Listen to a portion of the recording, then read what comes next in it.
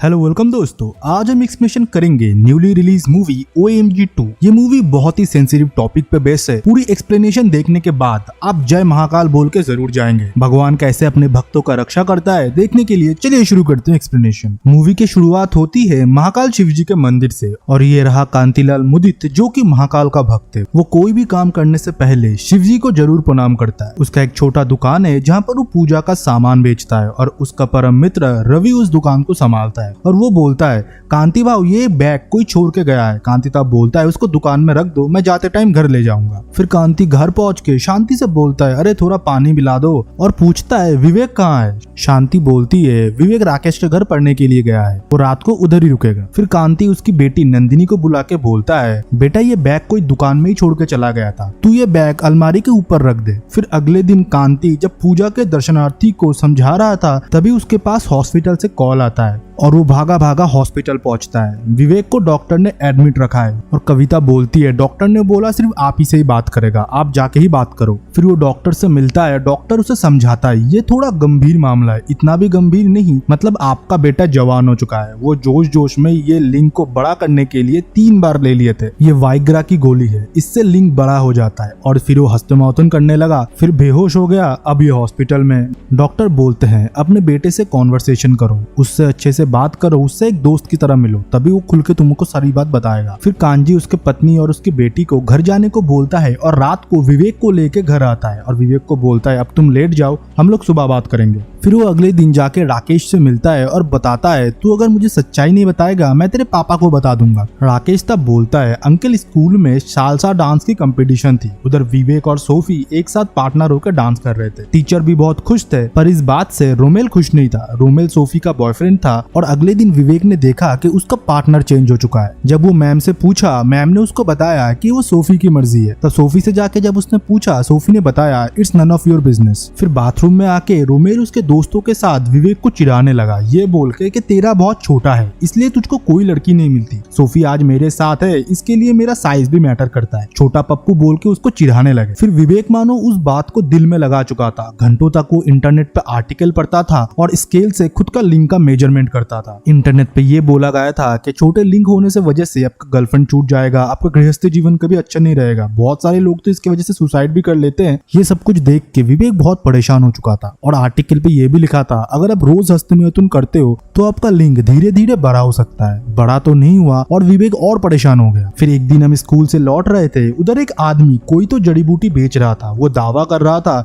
ये जड़ी बूटी लगाने से आपका लिंग बड़ा हो जाएगा। विवेक ने वो भी खरीद ली। एक ही जगह उसने 10 शीशियां खत्म कर दी पर कोई रिजल्ट नहीं आया। फिर वो एक बैनर देख के डॉक्टर के पास भी गए। वो कुछ लाइट से एक्सपेरिमेंट करते थे। विवेक को बोला गया ये लाइट अगर जलती है तो तुमको पता चल जाएगा कि तुम केपेबल नहीं हो। वो लाल लाइट जल जाती है और विवेक फिर डिप्रेशन में चला जाता है। फिर वो कुछ सीनियर दोस्तों से पता करके मेडिकल शॉप में जाके कुछ तो पिंक पिंक गोलियां ले आता है और एक की जगह वो 3-3 खा लेता है। फिर वो मास्टरबेट करके बेहोश हो जाता है। फिर कांति घर जाके विवेक से बोलता है बेटा हम मिडिल क्लास लोग हैं, मैंने उधारी लेके तुमको इतने बड़े इंग्लिश मीडियम स्कूल में दाखिला कराया, सोचा तुम पढ़ लिख जाओगे तो हमारा गरीबी भी थोड़ा कम होगा। और बेटा तुम ये सब कर रहे हो छी छी छी, तुम मुझसे आज प्रॉमिस करोगे आज के बाद तुम ऐसा कभी नहीं करोगे। विवेक तब बोलता है पापा मनी मन मैंने बहुत सारे प्रॉमिसेस किए हैं पर ये मेरी आदत बन चुकी है। फिर कांति विवेक को स्कूल छोड़ने के लिए जाता है, तब उसको प्रिंसिपल साहब बुलाता है और विवेक का एक वीडियो दिखाता है। जब विवेक टॉयलेट में हस्तमैथुन कर रहा था, रोमेल और उसका फ्रेंड उसका वीडियो बना के इंटरनेट पे अपलोड कर देता है। तब स्कूल वाले और मंदिर के ट्रस्टी बोलते हैं ऐसा अश्लील काम आपका बेटा कैसे स्कूल में कर सकता है, स्कूल तो कभी इसको नहीं रखेगा और एक रस्टिकेट फॉर्म भी बनाएगा कि कोई भी स्कूल में आपके बेटे को एडमिशन ना मिले। और ये भी बोलता है कल से उसको स्कूल आने की जरूरत नहीं है। कांति विवेक से बोलता है बेटा घर में किसी को पता ना चले, पर वीडियो कहाँ रुकने वाला था, वो इंटरनेट पे अपलोड हो चुका था, मोहल्ले वालों को हर जगह पता चल चुका था। इस वीडियो के वजह से उसकी बहन नंदिनी और उसकी माँ कविता को बहुत सारी खरी खोटी बात हर जगह से सुनने को मिल रहा था और वो लोग बहुत ज्यादा रो रहे थे। और फिर गंगा घाट में कांति शिव जी से विनती करता है मैं आपका परम भक्त हूँ, मेरे बच्चों के साथ ऐसा क्यों हो रहा है, रास्ता दिखाए प्रभु। तब एक आकाशवाणी होता है और शिव जी के अवतार में उनका दूत गंगा जी के कोख से डुबकी लगा के उठते हैं और वो कांति के माथे पे गंगा जल झटकता है। फिर कांति रात को घर पहुंचता है और उसके पास थाने से फोन आता है और वो बोलते हैं अपने वकील को भी साथ ले आना। फिर हम पुलिस स्टेशन में महाकाल को देखते हैं। वो बोल रहे थे मेरे सामान अगर मुझे नहीं मिला तो मैं पूरा तांडव करूंगा, ये पूरा पुलिस स्टेशन भस्म कर दूंगा। और दूसरी तरफ रोमेल के पापा बोलते हैं आपके बेटे ने मेरे बेटे को आज गला पकड़ के मारने की कोशिश की, अटेम्प्ट टू मर्डर केस आज मैं इसके ऊपर डालूंगा। तब कांति पुलिस ऑफिसर से बोलता है सर मेरा बेटा बहुत सीधा है, बिना बात का वो कहीं पर भी नहीं उलझता। तब रोमेल के पापा बोलते हैं हाँ कितना सीधा है हमको पता है सर, आप ये वीडियो देखिए। तब कांति बोलता है सर ये वीडियो कहाँ से आ गया। तब पुलिस ऑफिसर जब वीडियो देखते हैं तब बोलते हैं हाँ कांति साहब मुझे पता चल गया आपका बेटा कितना सीधा साधा है। तब पुलिस ऑफिसर विवेक को बुलाता है। विवेक पहले तो बहुत ज्यादा हिचकिचाता है, पर जिसके ऊपर महाकाल का हाथ हो उसका क्या कोई बिगाड़ सकता है। महाकाल ने जब उसके हाथ पे हाथ रख दिया तब विवेक उनके सामने जाता है और कांति बोलता है इन लोगों से माफी मांगो। विवेक जब माफी नहीं मांगता तब कांति उसको जोर जोर से थप्पड़ मारता है। तब महाकाल बोलते हैं सत्य को कभी दबाया नहीं जाता, हर हर महादेव, ये बोल के वो उधर से चले जाते हैं। फिर रात को कांति और उनके परिवार उनके गाँव के घर जाने के लिए तैयार हो रहे थे और बाथरूम में विवेक पॉइजन पी रहा था। फिर वो लोग स्टेशन पहुंचते हैं और कांति को बैठने की जगह नहीं मिलता और वो एक बेंच में जाके जब देखता है कोई सोया हुआ है, उसका चद्दर जब हटाता है उधर और कोई नहीं साक्षात महाकाल थे।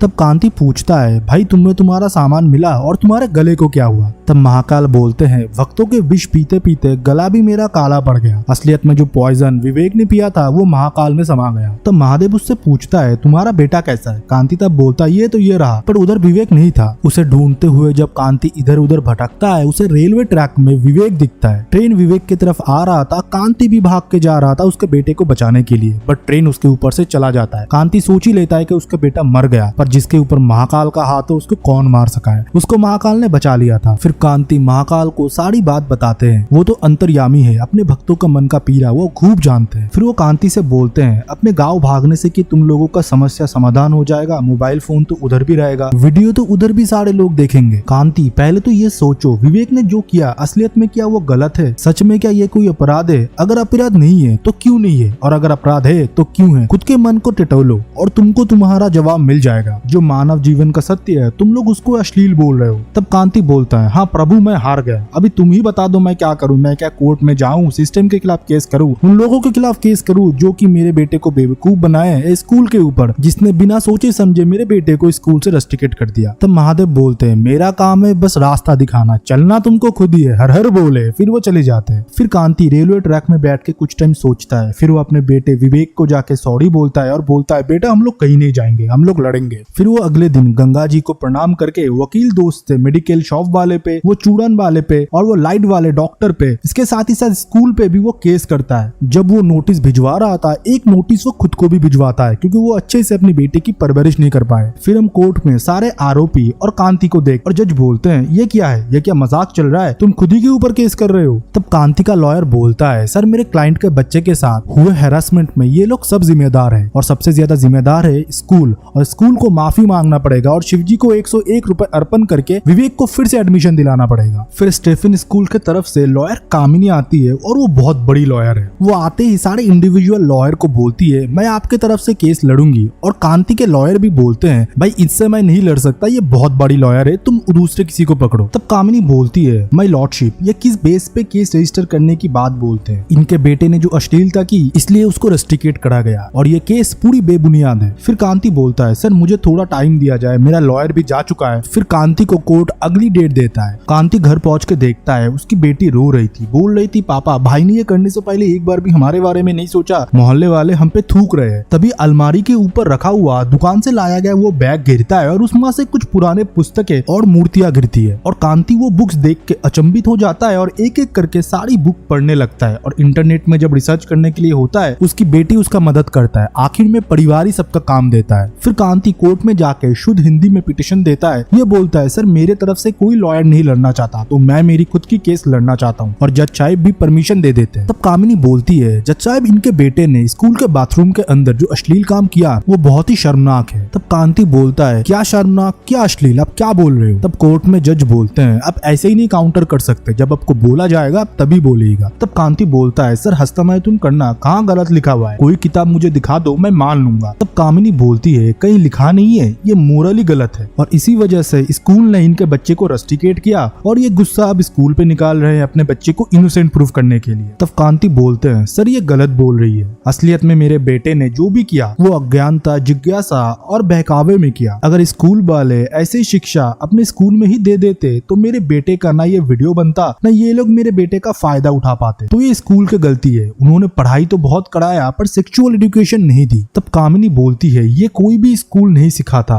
ऐसा कोई सिलेबस ही नहीं है जहाँ पर सेक्सुअल एजुकेशन सिखाया जाए। तभी कांति अपने बैग से पंचतंत्र की एक किताब निकालता है जो कि बहुत पुरानी है, जहाँ पर इंडियन हिस्ट्री लिखा गया है, जहाँ पर विज्ञान, धर्मशास्त्र, इसके साथ साथ काम शास्त्र भी सिखाया गया है। तो जज साहब ये कैसे बोल सकती है कि कोई भी किताब में नहीं सिखाया गया। फिर कामा सूत्र और चरक संहिता की भी किताब वो दिखाते हैं जो भी बहुत बड़े बड़े ज्ञानी ने लिखे हैं, और वो बहुत सारे फोटोग्राफ भी दिखाते हैं जहाँ पर अजंता, पूरी जगन्नाथ, इसके साथ साथ बहुत सारे मंदिर के भी फोटो थे जिसके दीवारों पे कामा सूत्र से इंस्पायर हुए बहुत सारे नकाशे बनाए गए हैं। तब कामिनी बोलती है ये सब बेफजूल की चीज है, इसलिए स्कूल आपसे माफी नहीं मांगेगा। तब जज बोलता है वो तो मैं देखूंगा ना, और वो कांति से बोलते हैं आपके बात पे दम है, हम आपके केस रजिस्टर करते हैं। फिर अगले दिन मंदिर के पुजारी आके परिवार को सुनाता है कि ऐसे परिवार से मंदिर का कोई रिश्ता नहीं। और फिर कोर्ट में जज सेल्फी ले रहा है क्योंकि कोर्ट में इतने लोग इससे पहले उसने नहीं देखा। ये सीन बहुत ज्यादा फनी था, कोई कोई तो बस एंटरटेनमेंट के लिए आ गया था। फिर कामिनी कांति से बोलता है अगर तुम सेक्स के बारे में खुल्लम खुल्ला बात करना चाहते हो तो मैं विवेक को बुलाना चाहूंगा। फिर विवेक को कटघरे में खड़े करके कामिनी पूछती है तुमने जो स्कूल के बाथरूम में किया, तुम्हारे नजर में क्या वो सही था? तुमने स्कूल के बाथरूम में जो भी किया तुम बोल के बता सकते हो। और कामिनी जब और ज्यादा जोर देता है विवेक तब कटघरे से भाग जाता है। फिर रात को जब घर में सब लोग सो रहे थे बाहर से कोई शिव जी का गाना गा रहा था। बाहर जाके कांति देखता है उधर और कोई नहीं साक्षात महादेव थे। पर कांति मूर्ख को क्या पता था कि वो साक्षात शिव जी से बात कर रहा है। तब शिव जी कांति से बोलता है कांति परेशान मत हो, जो सुनने में अच्छा लगे वही बोलो, शर्म मत करो, जो बात पूरी दुनिया को पता है वो खुल के सबके सामने बताओ, तुम्हारे समस्या का समाधान हो जाएगा, हर हर महादेव। और ये बोल के वो चला जाता है। फिर अगले दिन जब कामिनी तमाशा करने के लिए कोर्ट में उसकी बेटी और पत्नी को बुलाती है तब कविता और नंदिनी मानो पानी की तरह सब बात बोल रहे थे। नंदिनी बोलती है मास्टरबेशन ये तो नॉर्मल है, सब लोग करते हैं। और कविता बोलती है बच्चे होने के टाइम तो सब लोगों ने किया होगा, जज साहब आपने नहीं किया, इसमें शर्म किस बात की? तब कामिनी बोलती है आपकी फैमिली तो बहुत मॉडर्न है, घर से आपने सिखा के लाया है ना, चलो ये भी ठीक है जज साहब, अब मैं एक सेक्स वर्कर को बुलाना चाहता हूँ जिसका बच्चा ये स्कूल में पढ़ता है, पर हम लोग कभी भी उन पे कोई दबाव नहीं बनाए, पर ऐसे अश्लीलता को कभी भी हम एंटरटेन नहीं करेंगे, इसलिए विवेक को रस्टिकेट करा गया। तब कांति पूछती है सर मैं इनसे कुछ पूछ लूं? जज साहब के परमिशन के बाद वो पूछती है आपको ये काम किसने सिखाया? तब वो सेक्स वर्कर बोलती है मुझे मेरे बहन ने सिखाया, और उनको मे भी उनके बहन ने सिखाया होगा। वो बोलती है हाँ, और दो मूर्तियां दिखा के बोलता है आपको ऐसे सेक्सुअल पोजेस आते हैं? वो सेक्स वर्कर बोलता है हाँ मुझे आते हैं, ये सब मुझे सिखाया गया है। तब कांति बोलता है आप जिनके साथ सेक्स करते हो आपको क्या मजा आता है? तब वो सेक्स वर्कर फर्स्टेड होके बोलती है मुझे मजा नहीं आता सर, सारे मर्द इधर फर्स्टेड होके आते हैं, कोई आता है शरीर की भूख मिटाने के लिए, कोई आके मारता पीटता है और कोई आके रोता है, उनको पता ही नहीं कि एक लड़की कैसे खुश होती है, कैसे उनके साथ म्यूचुअली संभोग किया जाए। तब कांति बोलता है आप क्या चाहेंगे आपका बच्चा भी ऐसे ही बने, वो भी किसी लड़की के साथ सामूहिक संबंध ना बना पाए, उसके मन को ना पढ़ पाए, वो सब तो उसको आप नहीं सिखा सकते ना, उसको कौन सिखाएगा, उसको स्कूल सिखाएगा। उस बात पे वो सेक्स वर्कर एग्री करता है। तब कांति बोलता है point to be noted milord, और अगर जज साहब मेरे बेटे को भी ऐसा समझाया गया होता तो आज ये दिन नहीं आता। फिर कांति जड़ी बूटी वाले को, वो बल्ब वाले डॉक्टर को और मेडिकल शॉप वाले को बुलाते हैं और सब लोग ढोंगी निकलते हैं और वो लोग खुद एग्री करते हैं कोई भी पिल, कोई भी चूड़न खाने से आपकी लिंग बड़ा नहीं हो सकता, हम लोग बस लोगों को झूठी आशा बेचते हैं। फिर कांति स्कूल का किताब दिखा के बोलता है सर देखिए मेंढकों का रिप्रोडक्शन, इसके साथ साथ एक गाय एक बछड़े को दूध पिला रही है, ऐसी फोटोज भी इधर है, पर इनको जो पढ़ रहे हैं वो इंसान है, तो इंसानों का किधर है? तब कामिनी बोलती है ये सब पॉसिबल नहीं है, बोलना जितना आसान है इम्प्लीमेंट करना उतना ही मुश्किल। ये बार बार ये कोशिश कर रहे हैं कि स्कूल की सारी गलतियां है, इनके बेटे को फिर से एडमिशन दिया जाए और स्कूल गिल्टी फील करे। फिर कांति मंदिर जाके माथा टेकता है और महाकाल उसको साक्षात दर्शन दे के बोलते हैं तुम हमारे भक्त हो, इतना चिंता मत करो, ये लो कचौड़ी खाओ और पेपर को अच्छे से पढ़ना। कचौड़ी खाते टाइम कांति को पेपर में कुछ कोटेशन दिखता है। फिर कांति कुछ पेपर के शॉप में जाके पुराना पेपर, रद्दी वगैरह खरीदता है और सारी तैयारी के साथ नेक्स्ट दिन कोर्ट पहुंचता है। फिर कांति बोलता है सर ये एक बायोलॉजी का टेम्पलेट है जो कि मुझे बायोलॉजी क्लास से मिला है, इधर सब कुछ है बट सर हमारा गुप्त अंग का कोई फोटो नहीं है। तब कामिनी बोलती है इसलिए नहीं है क्योंकि उनको गुप्त अंग बोला जाता है। तब कांति बोलता है ऐसा किसने बोला, हमने ही ना, अगर मानो हम हमारे पैर को ही गुप्त अंग बना देते तो क्या तुम पैर ही छुपा देते?